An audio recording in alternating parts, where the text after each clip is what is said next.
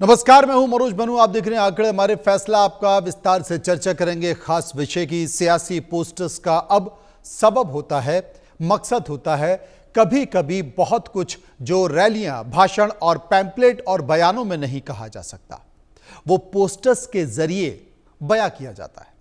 बिल्कुल उसी तरह जैसे एक जमाने में फिल्म के पोस्टर उसकी कहानी को बयां कर देते थे, कुछ ऐसा ही सच सियासी पोस्टर्स का है जिसके संदेश बड़े होते हैं।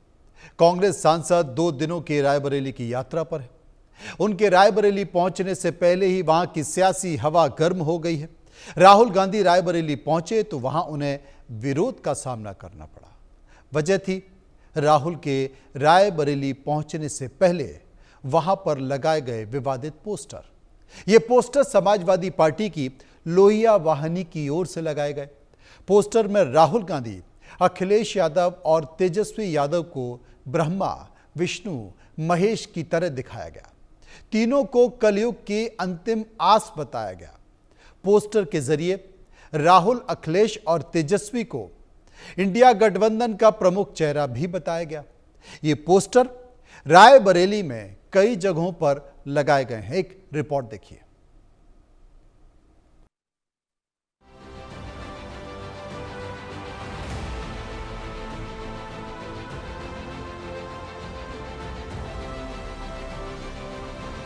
बिहार का चुनाव है लेकिन यूपी पर दांव है, यही सच बयां कर रहा है राहुल के दौरे पर लगा ये पोस्टर, जिसमें तेजस्वी, अखिलेश और राहुल तीनों नमूदार हैं, लेकिन त्रिदेव के अवतार में। राहुल गांधी को साक्षात विष्णु बता दिया गया, तेजस्वी को ब्रह्मा और अखिलेश को महेश। आराधना करने वाला भक्त लोहिया वाहिनी का प्रदेश सचिव है और नाम है राहुल निर्मल बागी। पेशा है वकालत। इस पोस्टर में बाकायदा स्तुति भी की गई है, कुछ इस अंदाज में, इंडिया की अंतिम आस ब्रह्मा, विष्णु, महेश। राहुल के 2 दिनी दौरे पर लगे ये पोस्टर अब सुर्खियों में है। भले ही यूपी में चुनाव 2027 में हो, लेकिन बिहार चुनाव के मुद्दे जिस तरह से देश की सियासी फिजा में गूंज रहे हैं, उसे लेकर यूपी में भी माहौल बनाने की कोशिश की जा रही है। हालांकि इस पोस्टर के जरिए जो बताने की कोशिश है वो यकीनन बैकफायर भी कर सकता है, क्योंकि इससे लोगों की धार्मिक भावनाएं आहत हो सकती हैं। वैसे इससे पहले भी यूपी में कई इस तरह के पोस्टर जारी हो चुके हैं, जिसमें कार्यकर्ताओं ने अपनी भावनाओं के हिसाब से नेताओं को आकार दिया है। तो क्या बिहार की तर्ज पर अब पहले से ही यूपी में माहौल बनाने की कोशिश हो रही है? क्या बिहार की तर्ज पर यूपी में भी धर्म और जाति के मुद्दों को लेकर सियासी संग्राम की तैयारी की जा रही है? क्योंकि यूपी सरकार के मंत्री दिनेश प्रताप सिंह खुद रायबरेली में राहुल गांधी का रास्ता रोककर बैठ गए। यहाँ भी कुछ पोस्टर लहराए गए। बहरहाल यूपी की सियासत किस करवट बैठेगी नहीं पता, लेकिन इतना तो तय है कि हालात 2022 के मुकाबले अलग होंगे। विपक्ष पहले की तरह कमजोर नहीं होगा और बीजेपी की चुनौतियां बढ़ना तय है। Bureau report, India news. इसी मुद्दे पर जनता के बीच जाकर हमने एक सर्वे कराया है। लोगों ने इस मुद्दे को लेकर अपनी राय दी है।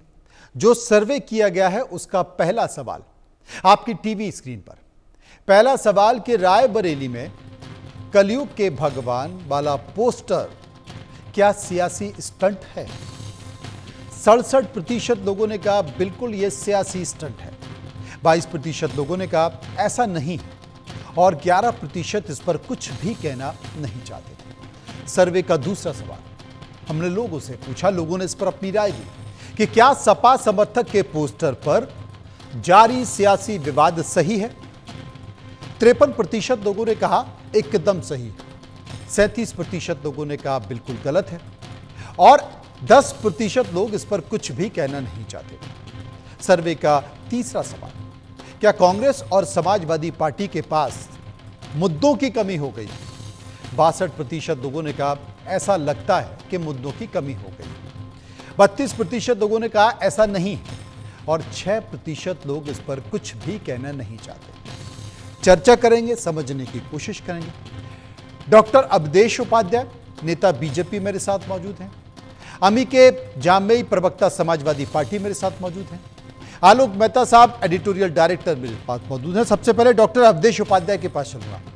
अवधेश जी, ये जो त्रिनेत्र का, त्रिदेव का जो पोस्टर आया है, इस त्रिदेव के पोस्टर पर आपकी राय? जी, जिस प्रकार से जो हिंदू धर्म की आस्था के जो प्रतीक हैं ब्रह्मा विष्णु महेश, उनको जो आकार दिया है महाभ्रष्ट लोगों ने, जो राजनीति के जो महाभ्रष्ट लोगों में जिनकी गिनती होती है, वो कहीं ना कहीं देश की जो 120 करोड़ की जो हिंदू आबादी वाला जो देश है, जो हिंदू है, जिससे उनकी आस्था को चोट पहुंचाने का काम किया। जिसने भी, देखिए मैं बताऊं आपको, सतयुग की यदि हम बात करें, सतयुग में हिरण्यकश्यप भी आया था, वो भी भगवान का रूप लेना चाह रहा था। आपने देखा, मतलब आपने देखा होगा सीरियल जो आया था, तो उसमें हिरण्यकश्यप भी क्या था, वो भगवान बनना चाह रहा था, लेकिन क्या हुआ उसका अंत? उसका ऐसा अंत हुआ, सबने देखा किस तरह से उसका अंत हुआ। ठीक है, उसके बाद त्रेता में रावण भी आया था। रावण बहुत बुद्धिमान था, लेकिन जब उसे अहंकार हुआ कि मैं तो भगवान हूं, मैं ही चलाऊंगा इस पूरी सृष्टि को, उसका क्या अंत हुआ वो भी सबने देखा। उसी तरह से द्वापर में कंस भी हुआ था। कंस ने भी अपने आप को भगवान मान लिया था। और कलयुग में भी जो है कुछ राक्षस हैं इस देश में, जो कहीं ना कहीं देश को खोखला करने का काम कर रहे हैं। उनका जो अंत होगा वो भी किसी न किसी महापुरुष के हाथ होगा। 100% लिख लीजिए। आज ये जो कहीं ना कहीं पोस्टरबाजी हो रही है, ब्रह्मा विष्णु महेश बनकर जो बैठे हुए हैं, इनको ये लग रहा है कि हमारा अंत जो है अब आ चुका है। अब इनके पास कोई भी जमीनी जो है, जमीनी राजनीति बची नहीं है, वो इनके हाथ से खिसक रही है। बिहार में इनकी हार इन्हें दिखाई दे रही है। अब कहीं ना कहीं ये इस तरह की राजनीति कर रहे हैं। या तो ये हिंदू मुस्लिम की बात करेंगे, तुष्टिकरण की बात करेंगे, कभी ये देवता बनेंगे, कभी ये देश की माता समान जो है माताओं को जो है गाली देंगे। यही मुद्दा विपक्ष के पास रह गया, इसके अलावा कोई दूसरा मुद्दा विपक्ष के पास रहा नहीं। हमारे साथ समाजवादी पार्टी के प्रवक्ता हैं अमीके जामई साहब। अमीके, जरा आप बताएं, जिस बात का जिक्र अवधेश जी कर रहे हैं उस पर आपकी प्रतिक्रिया क्या है? देखिए, मेरा नाम अमीक जामई है, अमीके जामई नहीं है। जी जी, मैं अपने प्रोड्यूसर से कहूंगा, एक बार ठीक कर बहुत सीनियर जर्नलिस्ट हैं जी। देखिए, एक बात समझ लीजिए, आदरणीय राहुल जी का कार्यक्रम लगा, वो उत्तर प्रदेश है। दिनेश प्रताप सिंह जो मंत्री है, उसका काम है फॉरेन ट्रेड लाना। एक भी फॉरेन ट्रेड, एक भी फॉरेन इन्वेस्टमेंट उत्तर प्रदेश की ज़मीन पे नहीं है। और आज वो लौट के राहुल जी का विरोध कर रहे थे। भाई ये बताइए हमें, भगवान कोई भी हो, विष्णु जी हो, ब्रह्मा जी हो, श्री रामचंद्र जी हो, ये बात सही नहीं कि वो कण में है, हम में है, आप में है, सब में है। लेकिन ये बीजेपी आरएसएस वाले मेरे नेता माननीय अखिलेश यादव जी को शूद्र समझते हैं। देश की तीसरी सबसे बड़ी पार्टी के राष्ट्रीय अध्यक्ष, पूर्व मुख्यमंत्री, क्योंकि वो पिछड़े समाज से आते हैं, पूरा कॉपीराइट तो इनके पास है, जातिवादी लोगों के पास। अब हमारे लोगों ने तेजस्वी जी को, राहुल जी को, अखिलेश जी को एक जगह दिखाया तो सांप रेंग गया इनके सीने पे। ये जो fascist, majoritarian, अधिनायकवादी Bharatiya Janata party के नेता लोग हैं, भाई क्या भगवान कृष्ण जी हम में, आप में नहीं है? मोदी जी में नहीं है? राहुल जी में नहीं है? क्या उनके रास्ते पे लोग, भगवान के रास्ते पे लोग चलने की कोशिश नहीं करते हैं? राम भक्तों पे गोली चलाने राम जी को हो जाएंगे। ऐसे पकड़ के राम भक्तों पर गोली चलवाता है, राम जी को लाए हैं, गोली चलवाई, क्या वो ब्रह्मा विष्णु महेश का नाम ले सकते हैं? अमित भाई आप बताइए, जिस समाजवादी पार्टी ने कार सेवकों पर गोली चलवाई थी वो राम भक्त थे। अगर वो राम भक्तों पर गोली चलवाने वाले को आप ब्रह्मा जी कहते तो आप गलत हैं। नहीं, मेरा ये कहना है कि जो श्री रामचंद्र जी का जो आशीर्वाद है अयोध्या जी में, आपको नहीं मिला है, मेरे नेता माननीय अखिलेश जी को मिला है, इंडिया ब्लॉक को मिला है, इसलिए आप चुप रही है। आप हमें ये बताइए, दिनेश प्रताप सिंह आपका मंत्री है, आज तक नहीं गए। दिनेश प्रताप सिंह आपका जो मंत्री है, एक चुनाव आज तक नहीं जीता।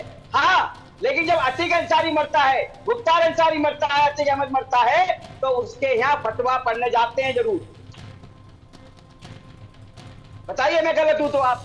रामलला की दखल किया अखिलेश यादव जी आप ने? अपने समय पे बोलिए, अपने समय पे बोलिएगा, अपने समय पे बोलिए, अपने समय पे बोलिए। मेरा ये कहना, मैं सम्मानित एंकर साहब से कहूंगा, निवेदन करूंगा, मेरा जो समय है उसमें बोलने दीजिए, उसके बाद आप बोलिए। एक बार अपनी बात इनको मेरा पूरी ये कर कहना लेने है दीजिए कि ये अवधेश जो जी। आपका मंत्री है,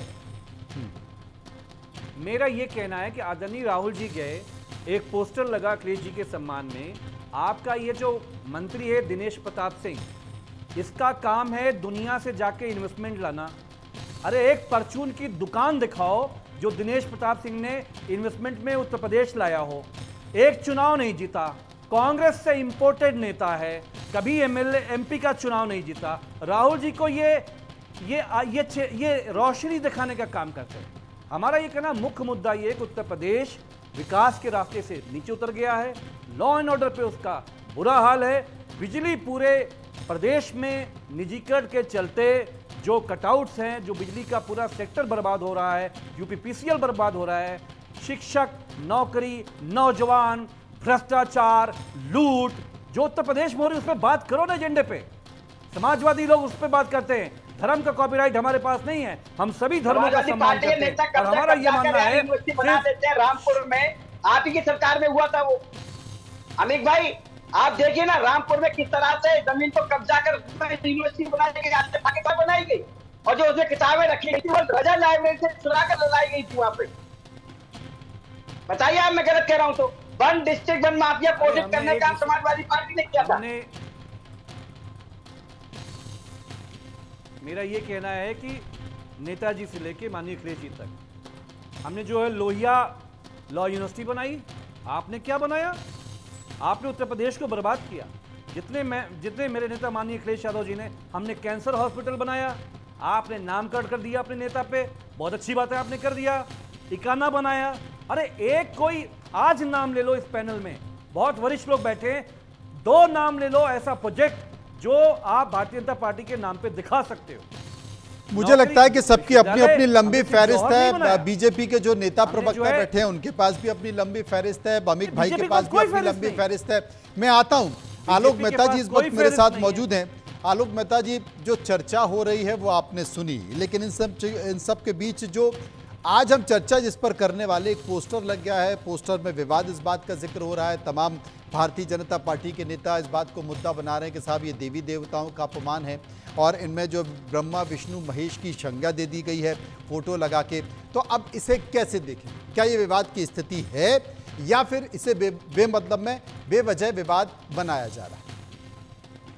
देखिए मनोज जी, मैं दोनों पार्टियों के अपने प्रवक्ता उनका बड़ा सम्मान करता हूँ जी, और वो अपना राजनीतिक द्वंद जो भी है, जमीनी लड़ाई लड़ने वाले दोनों पार्टियां हैं, मैं ये जानता हूँ। इसलिए मैं कहूंगा कि हम और आप तो ये कहेंगे ना कि भाई अभी 5 सितंबर था शिक्षक दिवस, तो क्या कहा जाता था? गुरु देवा, गुरु महेश्वरा, गुरु ब्रह्मा, गुरु विष्णु। तो मैं खाली इस जो कार्टून है इसके बनाए जाने पर, या जो भी उन्होंने पोस्टर बनाया, इस पर विवाद को थोड़ा अति जरूर मैं कहूंगा, क्योंकि भगवान की बात नहीं है। यूँ तो रामलीला होती है, कौन बनता है, कौन बन रहा है, वो बीड़ी पी रहा है, कितने जोक बनते रहते थे, इसलिए हम उस पर नहीं। लेकिन हाँ, मुझे आश्चर्य दुख इस बात का कि दोनों पार्टियां इस पोस्टर को लेकर कैसे संतुष्ट हो सकती है। दोनों, मतलब समाजवादी पार्टी और वो मुलायम सिंह यादव जी को मैं तब से जानता हूँ, मतलब वर्षों से, अब समझे 50 समय जब से वो राजनीति में 71 के बाद से तो मैं देखा उनको। तो इसलिए मैं ये कह सकता हूँ कि उनकी पार्टी, समाजवादी पार्टी में अखिलेश जी भी कोई उस तरह के तत्व नहीं है। अब कल कोई बना देगा भाई भस्मासुर शिव जी बनाया है, आप कह देंगे भस्मासुर है राहुल गांधी, तब भी खराब लगेगा। किसी और को कोई बना देगा तो आप फिर कहेंगे कि ये क्यों बनाया है। मतलब इस तरह की पोस्टर बनाना, ये ठीक है वर्कर ने बनाया, जो उनके हैं उनको अपनी छूटे जो बनाना चाहे, अभिव्यक्ति की स्वतंत्रता है, लेकिन हाँ भावनाओं की दृष्टि से दोनों पार्टियों का नुकसान कर रहे हैं जो उनके समर्थक है। मैं और आप तो ये कहेंगे, क्योंकि जो विचार कांग्रेस का भी, अच्छा इससे क्या धार्मिक लोग जो वोट दे देंगे यूपी में, क्या इसको ब्रह्मा विष्णु महेश मान लेंगे? आप बताइए। मैंने राहुल गांधी बेचारे, उनको ब्रह्मा कहाँ से बना देंगे आप? और यदि मानिए उनको विष्णु भी यदि अखिलेश जी को बनाना है तो उसके आधार पर तो वोट नहीं मिलता ना। आप उसको नुकसान पहुंचा रहे हैं, उनके लोग वर्कर के बीच में एक प्रदूषण पैदा कर रहे हैं। क्या आप ये क्या कर रहे हैं? आप धर्म का वो बीजेपी कर रही है, वो मंदिर के नाम पर करती है, धर्म के नाम पर करती है, उसकी अपनी आस्थाएं हैं।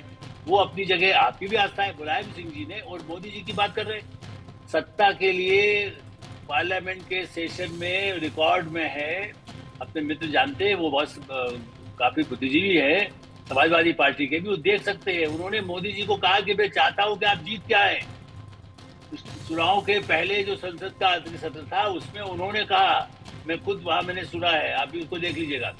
तो कई बार राजनीति में एक दूसरे की उनका बचाव भी होता है। हाँ ठीक है, वैचारिक आधार पर हो, जैसे अभी चाहे राज्यसभा का चुनाव हुआ वैचारिक है, रेड्डी साहब ने कहा वैचारिक है, अब उसके बाद भी राहुल के लोगों ने वोट नहीं दिया, तो उसके बाद कहते वोट चोरी हो गया। ऐसे मुद्दे बनाने से मेरा तो अभी भी मानना है कि राहुल गांधी के रहने से, अखिलेश जी से भी कभी बात होती है, तो बात जब भी कहा है, इससे उनको नुकसान है। और कांग्रेस पार्टी अपने दम पर नहीं लड़े तो कांग्रेस का भी नुकसान है। राष्ट्रीय पार्टी दो रहे, अच्छे विचारों से लड़े, समाजवादी पार्टी एक बीजेपी से लड़ती रही है। ये ठीक है कि जो अयोध्या पर लेकर के मुलायम सिंह ने जो स्टैंड लिया, लालू यादव ने गिरफ्तार किया आडवाणी जी को, अब लालू ने भी फायदा उठा लिया और बीजेपी ने भी उठा लिया, लेकिन उसका फायदा अखिलेश जी को तो नहीं मिल रहा है ना। इसलिए धार्मिक मुद्दे को उठाने से मेरा ऐसा मानना है कि जिस वर्कर ने भी किया वो दोनों पार्टी को डैमेज ही किया है, कोई भला नहीं किया। भला नहीं किया। अमित भाई मेरे साथ मौजूद है। अमित भाई, मैं आपसे ये भी कह रहा हूं कि ये इस तरह के, आपको भी पता है कि देश में आस्था को लेकर किस तरीके से सैलाब आया हुआ है। भारतीय जनता पार्टी जब भी इस तरह के पोस्टर होते हैं, स्लोगन होते हैं, तो उसे मुद्दा बनाती है। जिस किसी भी कार्यकर्ता ने ये किया है, आलोक जी का ये कहना है कि उसने एक माखौल ही उड़ाया है, मजाक ही बनाया है, बल्कि अखिलेश यादव की छवि से खिलवाड़ ही करने की कोशिश की गई है और पार्टी को इसको स्वीकारना नहीं चाहिए।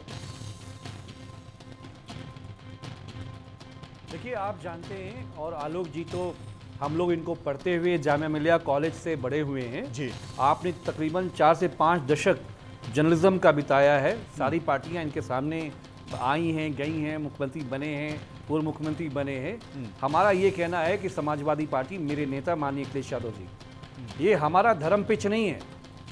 धर्म का पिच किसका है ये आप जानते हैं। जो लोग सियाराम चंद जी को उंगली पकड़ा के उनको उनके महाराष्ट्र ऋषि जी के सामने बौना बना के उंगली पकड़ा के लेके आ रहे हैं। हमारा ये कहना है कि अयोध्या के लोगों का जो आशीर्वाद था वो मेरे नेता माननीय अखिलेश जी को मिला। हमारी पिच है इस देश का सोशलिस्ट सेकुलर नेचर, इस देश का इंक्लूसिव डेवलपमेंट, सस्टेनेबल डेवलपमेंट। हमारा इशू है, माननीय अखिलेश जी ने जब वोट चोरी पकड़ी, आलोक जी आप जानते हैं 2 साल पहले 18,000 वोट का रिप्लाई आज तक इलेक्शन कमीशन नहीं कर सका। आलोक जी, क्या यह बात सही है कि देश का एलओपी अपनी लोकसभा क्षेत्र में नहीं जा सकते? क्या इमरजेंसी लागू हो गया है? ये दिनेश प्रताप सिंह का इतिहास तो आप जानते हैं। जिंदगी में चुनाव नहीं जीते, वो एक चुनाव नहीं जीता, वो इन्वेस्टमेंट अंतर्राष्ट्रीय लाने का जिम्मेदार है। एक प्रोजेक्ट माननीय अखिलेश जी की सरकार, छोड़ दीजिए आलोक जी, एक प्रोजेक्ट बीजेपी आरएसएस हमारे सम्मानित भारतीय जनता पार्टी के प्रवक्ता यहां गिनवा नहीं सकते हैं। स्कूलों का मर्जर, जो शिक्षा की क्रांति नेताजी ने 70% देहात, गरीब, किसान, मजदूर घरों तक शिक्षा की रोशनी पहुंचाई, ये हमारे आज के मुख्यमंत्री जी, ये भारतीय जनता पार्टी, इन्होंने स्कूलों का मर्जर करने का काम किया। क्या यह उत्तर प्रदेश का सपना था? ठीक है, आपकी पार्टी है, आपका सरकार है। ऐसा होता है कि 70% की आबादी अशिक्षित, अनपढ़ रह जाए। एक गांव का किसान मजदूर जो गांव में काम करता है, अपने बच्चे को 4 किलोमीटर पढ़ाने कैसे ले जाएगा? जवाब दे दीजिए। मैं तो चाहता हूं कि आप कुछ समझाइए इन लोगों को। अब देखिए, जवाब दे दीजिए। अवधेश जी को दे दीजिए। हाँ, अवधेश जी। देखिए मनोज जी, मैं तो ये कहना चाह रहा हूँ, जैसे ये बता रहे हैं बहुत बड़ी बात, कौन से प्रोजेक्ट हैं। आज के समय में पूरे भारत में Uttar Pradesh manufacturing, mobile manufacturing का हब बना हुआ है। सैमसंग के फोन वहां बन रहे हैं, कई बड़ी कंपनियों के फोन वहां बन रहे हैं। ये क्या इन्हें दिखाई नहीं दे रहा है? दिखाई कैसे देगा? क्योंकि इनको तो आदत वो वाली पड़ी हुई है, नोएडा में समाजवादी पार्टी के द्वारा अखिलेश जी का लाया हुआ प्रोजेक्ट, वही आदत जो है अमित जी को पड़ी हुई है। आज अपराधियों पर शिकंजा कसा जा रहा है, क्रिमिनल जो है वो जेल के अंदर जा रहे हैं, भाई दर्द तो होगा ना। अभी कह रहे थे अरे कि डॉक्टर भगवान राम अवधेश के उपाध्याय साथ जी वो कह रहे हैं कि सैमसंग जो नोएडा में आया है वो समाजवादी पार्टी की देन है, उनकी सरकार में आया। सब कुछ समाजवादी का है, तो क्या क्यों नहीं था पहले भाई? अखिलेश जी का लाया हुआ प्रोजेक्ट है वो, अखिलेश जी का प्रोजेक्ट लाया हुआ है 12-17 2017 से पहले उत्तर प्रदेश में बड़ी बड़ी इंडस्ट्री लगाने से जो मालिक थे इंडस्ट्री वो डरते थे। मैं आपको बता दूं, ये आपको पता होगा, ये तो आपको बड़े पत्रकार हैं, और मैं बताऊं आपको, इसीलिए समाजवादी पार्टी की सरकार ने उत्तर प्रदेश में वन डिस्ट्रिक्ट वन माफिया घोषित करने का काम किया था। आपने देखा किस तरह के इनके नेता कहते थे पुलिस वालों से, अरे इनसे जूते साफ करवाएंगे, आने तो दो सरकार इनकी। इनके जो नेता थे, रामपुर की बता रहा हूं मैं, जो यूनिवर्सिटी बनाते हैं वो जमीन कब्जा कर यूनिवर्सिटी बनाते हैं, उसमें जो लाइब्रेरी है उसमें रजा लाइब्रेरी की किताबें चुरा कर वहां पर लाई जाती है। वो शासन बढ़िया था। आज के समय में जब अपराधियों को शिकंजा कसा जा रहा है, उत्तर प्रदेश एक उत्तर प्रदेश बनता नजर आ रहा है, इन्हें दिखाई नहीं देगा। 25 नए कॉलेज, मेडिकल कॉलेज, 25 नए मेडिकल कॉलेज और 6 नए एम्स बनाए गए उत्तर प्रदेश में। क्या बात करते हैं आप? दिखाई नहीं दे रहा तो क्या करें? तो महाभारत के ये जो धृतराष्ट्र के साथ जो संजय जी थे वो बने बैठे हैं। भाई संजय जी क्या करते थे? जो धृतराष्ट्र को पसंद होता था वही बात बोलते थे। अमित भाई की बात वही है, जो अखिलेश यादव जी को पसंद होगी, समाजवादी पार्टी की बात होगी, वही रखेंगे, सच्चाई बताएंगे नहीं। सच्चाई ये है मनोज जी, आज उत्तर प्रदेश जो है पूरी तरह से भय मुक्त बन चुका है। मैं एक छोटी सी बात बता रहा हूँ, संभल की बता रहा हूँ। संभल में सर्राफा बाजार एक समय पे 5 से 6 बजे तक खुलता था, डर की वजह से कहीं कोई आ ना जाए, भाई दुकान बंद करके जाते थे, लोग छीन लेते थे हाथ में थैला उनका पैसों का। आज के समय में वही सर्राफा बाजार रात के 8-9 बजे तक खुलता है, कोई किसी तरह का डर नहीं। ये उत्तर प्रदेश का विकास हुआ है, ये कह रहे कुछ हुआ ही नहीं है। तो भाई इसमें मैं तो कुछ नहीं कर सकता, इसमें तो वही अमित जमाई को जो है थोड़ा इलाज कराना पड़ेगा कहीं ना कहीं, या तो सही दिखाई नहीं दे रहा है आलोक जी अपने जवाब देते समय उन्होंने धृतराष्ट्र का भी जिक्र कर दिया, संजय का भी जिक्र कर दिया, मतलब ये बात खत्म नहीं हुई है। ब्रह्मा विष्णु महेश से निकली है। आपने कहा कि कल को कोई भस्मासुर का पोस्टर निकाल देगा। अवधेश जी कह रहे हैं कि साहब धृतराष्ट्र को ले आए। अब ये मुझे लगता है कैरेक्टर आते जाएंगे धीरे धीरे।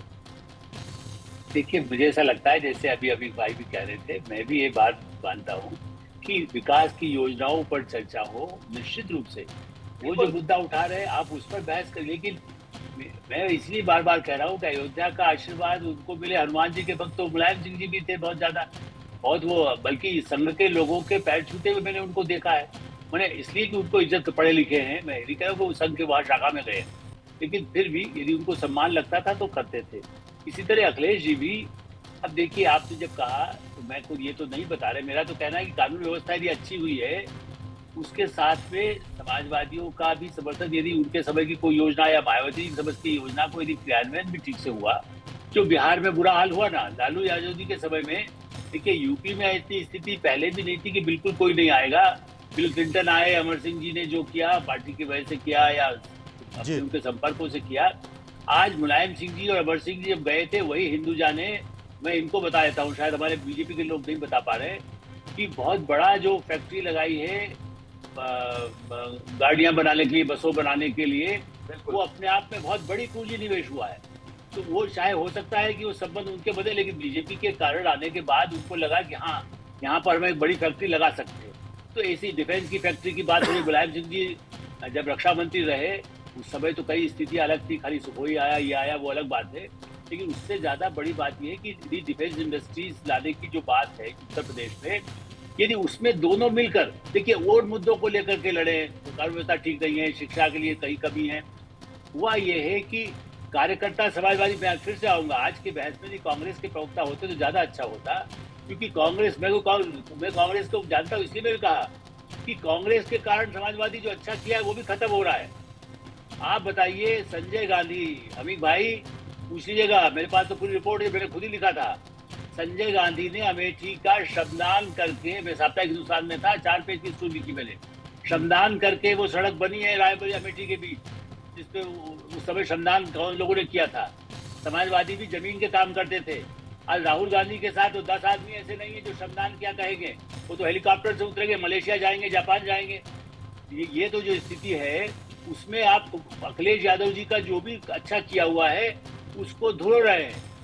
ये नुकसान हो रहा है। आप ये नुकसान एक हो रहा है। विकल्प नहीं दे सर्वे रहे वहां पर। जी जी, सर्वे के 2 सवाल और हैं, उनको ले लेते हैं, फिर एक और विषय पर चर्चा करेंगे। सर्वे का एक और सवाल हमने पूछा कि क्या इंडिया ब्लॉक का वोट चोरी वाला मुद्दा फ्लॉप हो गया है? 57% लोगों ने कहा हाँ बिल्कुल ऐसा है, 28% लोगों ने कहा ऐसा नहीं है और 15% इस पर कुछ भी कहना नहीं चाहते थे। सर्वे का एक और सवाल, क्या 2027 के उत्तर प्रदेश के चुनाव से पहले नैरेटिव सेट करने की कोशिश है? 58% लोगों ने कहा बिल्कुल है, 25% लोगों ने कहा ऐसा नहीं है और 17% इस पर कुछ भी कहना नहीं चाहते थे। तमाम मुद्दों के साथ साथ मैं सभी मेहमानों से कहूंगा कि वो मेरे साथ बने रहें, क्योंकि एक और बड़ा मुद्दा है, उस पर हम चर्चा करेंगे ब्रेक के बाद।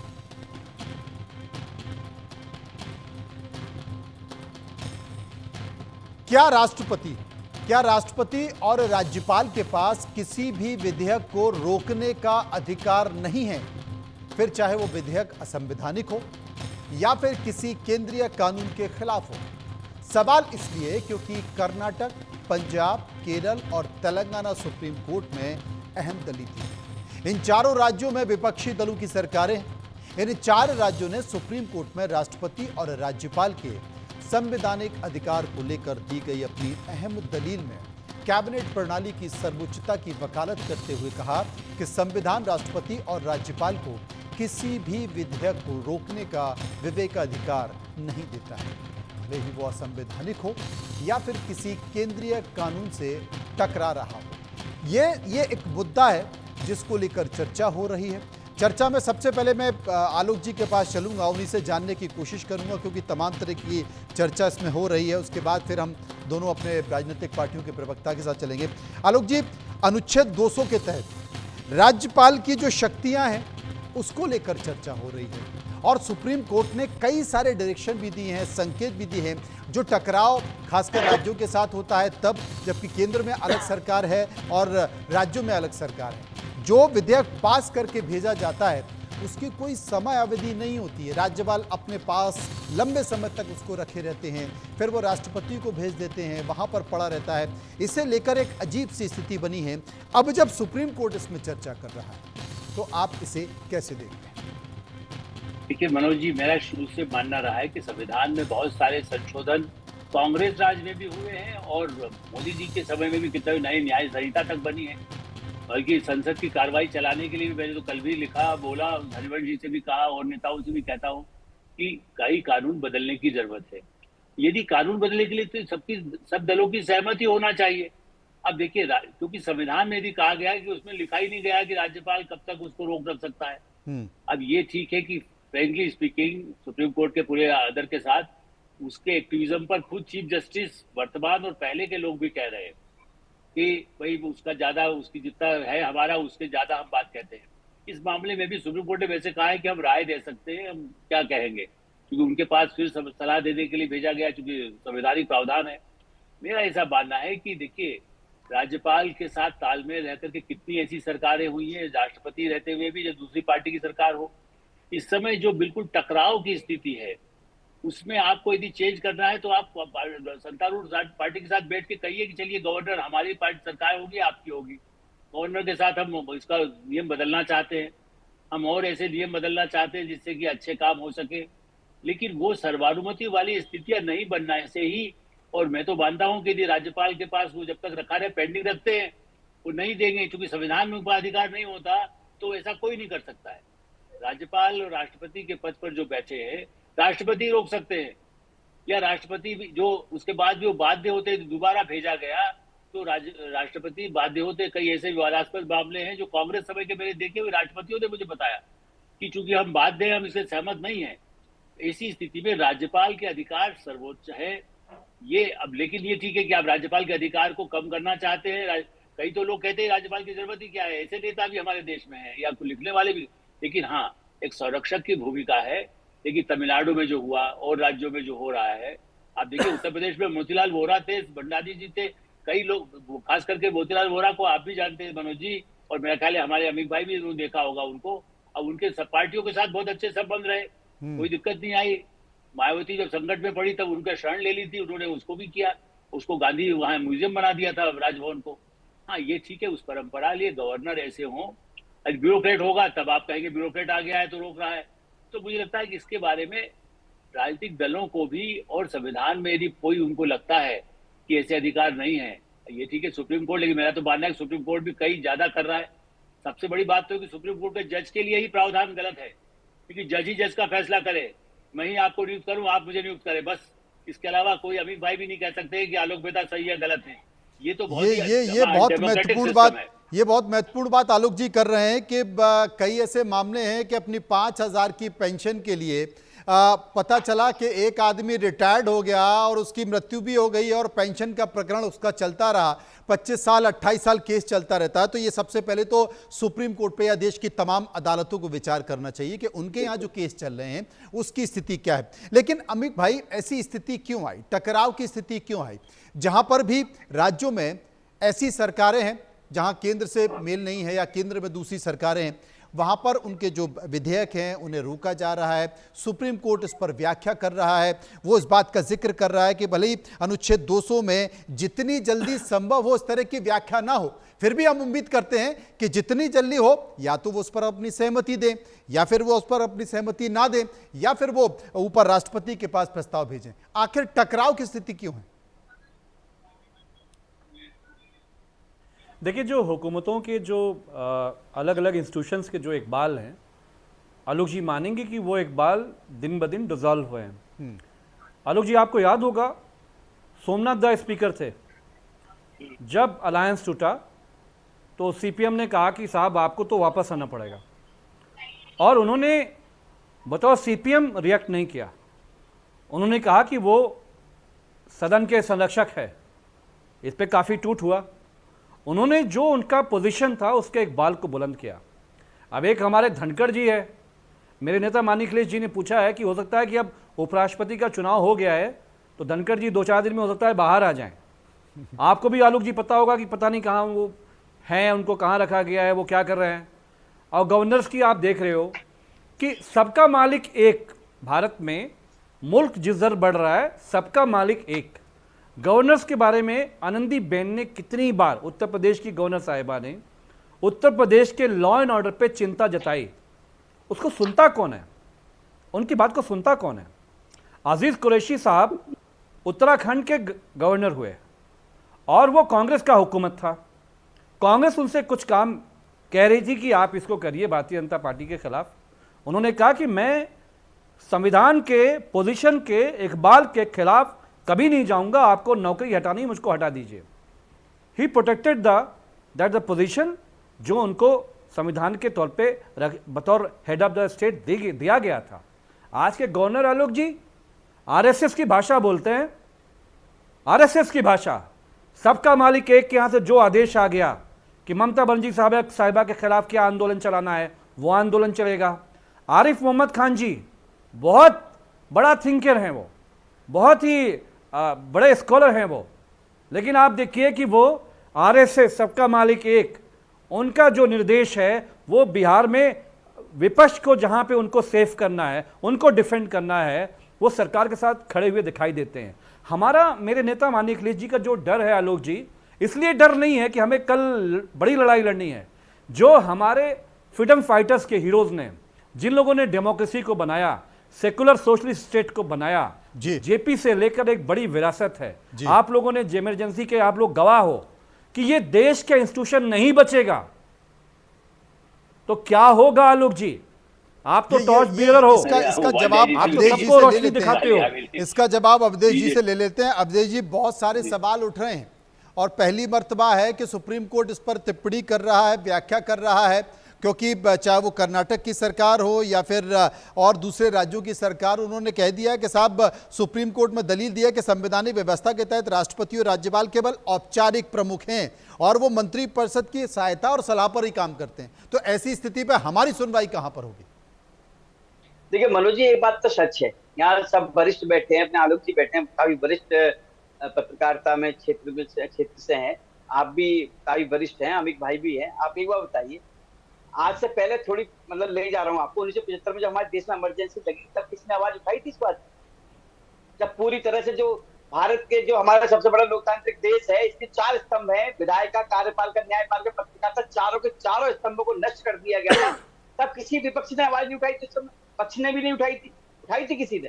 लेकिन अब क्या है, जहां विपक्ष की सरकार है, you have no idea about the history of the emergency. अरे भाई आपको नहीं पता, फिर आपको इमरजेंसी का इतिहास के बारे में पढ़कर आओ। इमरजेंसी में क्या हुआ था, पढ़कर आओ। क्या हुआ था, समाजवादी लोग, नेताजी लोग, मोहम्मद आजम खान साहब, ये इमरजेंसी के कोख से पैदा नेता है, और आपके नेता भी वहीं से आए हैं। स्तंभों को बंद कर दिया गया था, भाजपा के नेता भी इमरजेंसी से आए हैं। बड़े बड़े हाउस थे, मीडिया हाउस दिल्ली में, सबकी बिजली काट दी गई थी, संविधान को बदल दिया गया था, कुछ संशोधन किए गए थे, उस समय क्यों किए गए थे भाई? वो केवल अपने राजनीतिक संविधान को बदल दिया गया था, अपने राजनीतिक स्वार्थ के लिए किया गया था। आप बताइए ना, इमरजेंसी क्यों लगाई गई थी? आलोक जी बताएंगे संविधान कब बदल दिया गया था। नहीं, इमरजेंसी जो लगाई गई थी 1975 में, अभी मुझे बताइए। आलोक जी, हाँ संक्षेप में, आलोक जी को संक्षेप में सुन लेते, समय खत्म हो रहा है। आलोक जी बस इसे अंत में मैं कहूंगा, जी देखिए अभी भाई आप तो बहुत ज्यादा दिल्ली में ही पढ़े हैं, आप याद करिए रामलाल, राजेंद्र माधव जी ने लिखा था लकड़ी चोर रामलाल, एनटी रामाराव की सरकार को डिसमिस कर दिया था।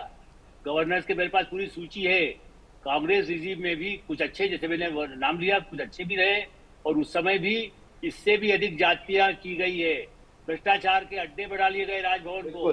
मैं नाम नहीं लेना चाहता, राजभवन में ये कहा गया था कि ये तो गंदा शब्द होगा कि किस तरह का अड्डा बना दिया गया है।